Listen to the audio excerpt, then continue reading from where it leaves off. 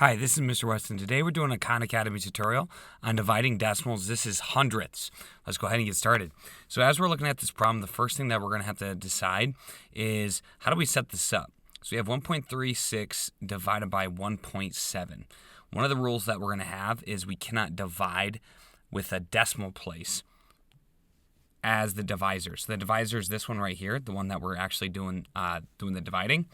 And you can see that when we set it up in long division, it's outside. And we can't have a decimal place there. So what we can do instead is move that decimal place 1 over. Now, you just can't change the problem. That would just change it to 1.36 divided by 17.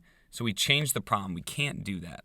But if we move the decimal place in both of those numbers, then that's a legal move. So then it would be 13.6 divided by 17. And now we can actually do that problem. Now I want to talk about that real quick, why we can do that. So if we have 1.36 divided by 1.7, technically what we're doing, we move the decimal places, we're multiplying by 10. And if we multiply a fraction by 10 in the numerator and denominator, that's perfectly fine. That's perfectly legal.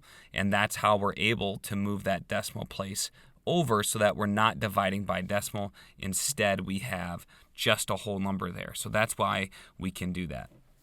All right, so we're going to go ahead and get started. So once we move that decimal, let me just show you what that looks like in our normal long division, and then I'm going to show you the box method, which is kind of my preferred method. So we move that decimal place over.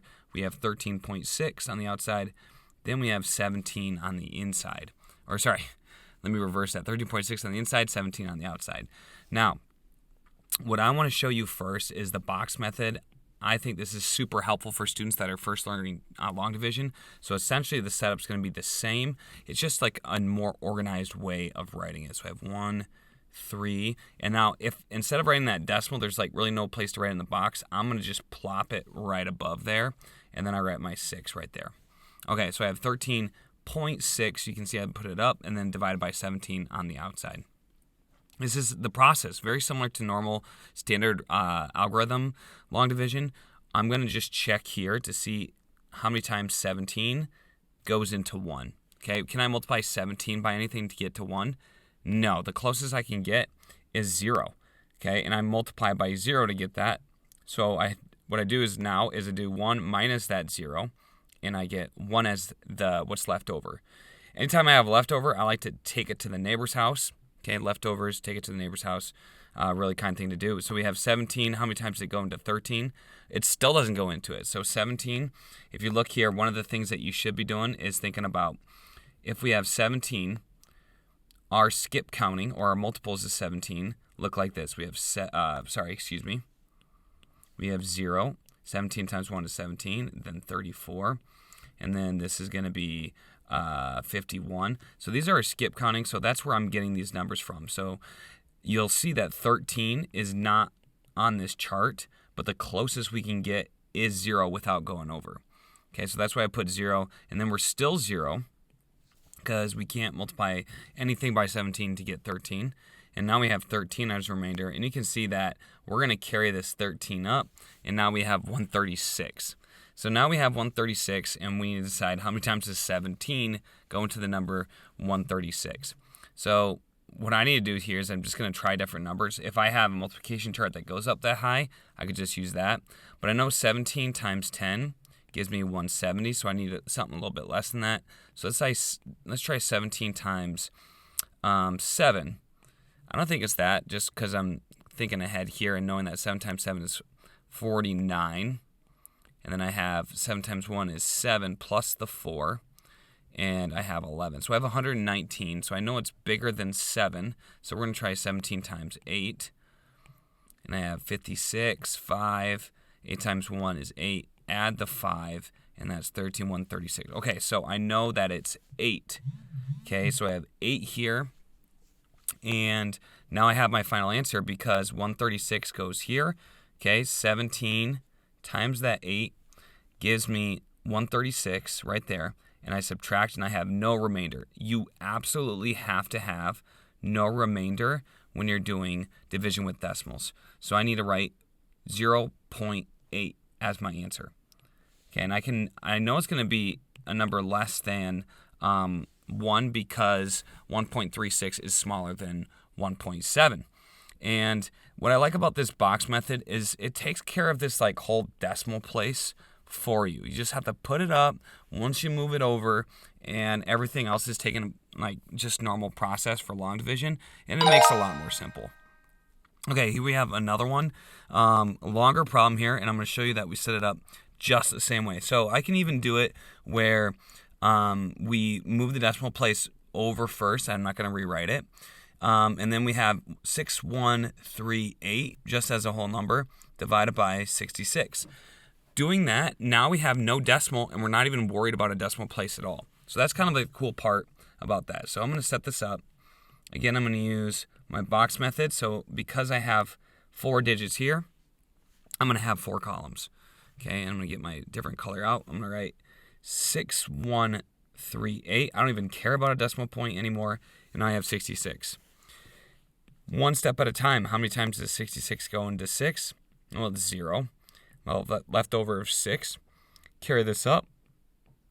61 now. It still goes in 0 times. So I put 0. Left over was 61. Now I have 613. Okay, making progress.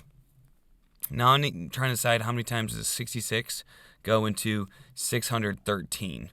Okay, and I know it's not 10 because 66 times 10 gives me 660. So I know it's going to be 9 is going to be the next closest. 9 times 6 gives me 54. 9 times 6 gives me 54. Add the 5 gives me 59. So I have 594. So that's 9 times, and that's 594. Now I have to do some subtraction.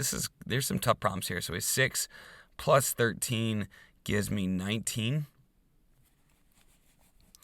And let me just double check that. 6 plus 13, 19. Okay. And then I'm going to carry up this 19 over to the next column. So I have 198. So now I have to decide how many times does 66 go into 198. And I'm thinking, I know that 60 times 3 equals 180. So I know that 66 times 3 is going to give me close.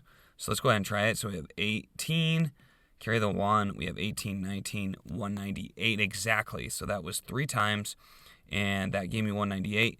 No remainder, so 93 is going to be my answer. Now, I want to talk about this real quick. If you do have a remainder here and you're out of place values for your number, so again, my number was 6138,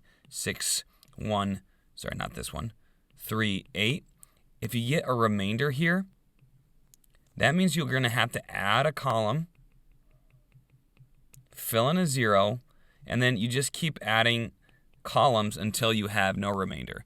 Some of them you might get a repeating decimal, but I just wanted to address that real quick in case you're wondering, well, what happens if I have a remainder? That's what you do. Okay, so 93 is my answer for this one. Okay, and we're going to try to speed this up for the next one. Okay, so first thing I'm going to do is I'm going to move over the decimal. So now I have 105 divided by 96. I'm sorry, 105.6 divided by 96. So I'm going to use the standard algorithm this time. I've shown you the box method, but I wanted to show standard algorithm in case people are wondering how I use that. So what I'm doing here is it's a similar process. I'm just going to say how many times does 96 go into 10 or 1? It doesn't. Does it go into 10? Nope. Does it go into 105? Yes. 1 time, so I put it over that 105. And now I subtract just like I did before in the box method. And that gives me 9. And then I drop down this 6. And you'll notice I have a decimal point here. And I'm just going to bring this up. Now that I have no decimal point over here, if I have a decimal point over there, I'm just going to bring it up. Just like before, we had 105. You just carry up that decimal just like that, and you do it like normal. Very similar process. So I have minus 96 because 96 goes into 96 1 time. So I put the 1 up there, and I have no remainder. I have an extra line there. And I have no remainder. So remainder is 0. I don't need to keep going. If I did, I would just drop down at 0 each time, and I'd keep going until I have no remainder. So 1.1 is my answer here. And if you have any questions on any of these that I did, just leave a comment below. I'll happily help you with it. All right, now here's a good example, just because in this case, we can't just move it over 1 time. We have to move it over twice. Again, the number that we're dividing is the number we care about. We don't care if this one has a decimal left over. But the one we're dividing, called the divisor, we definitely can't have a decimal there. So I'm going to do 29.88. Whoops, I need to move the decimal over twice. So if I move it over twice, it ends up right here. So essentially, we have just 2,988 divided by 36. I know 36 doesn't go to 2, nor 29, so we're going to go to 298. Oh boy. Well, let's see. I know 36 times 10 would get me to 360. I'm going to try 9. So we have 4, 5, 27, 32, too big. Okay, so we're going to try 8. 36 times 8. That gives me 48. Carry the 4, 24, 28. There we go. Okay, so it went in 8 times, and that is 288. That was a remainder of, I'm just going to double check my work. Something doesn't seem right. 8, 4, 24, 28, 288. Okay, it goes in 8 times, and I have a remainder of 10. And then I drop down the 8. How many times does 36 go into 108? I think it's 3. 8, 1, 9, 10. Add that 1, and I have 108. So it is 3. I don't have any decimals here because I got rid of them when I moved them. So my answer is 83. Oops, typed in a 9. And I'm all done. So that's dividing decimals, hundredths. Make sure to check out my channel for more videos. I have tons of topics, long division, decimals, percentages. Make sure to check those out in a search or leave a comment if you need help with anything else. And I look forward to seeing you next time right here on Wes Explains Best.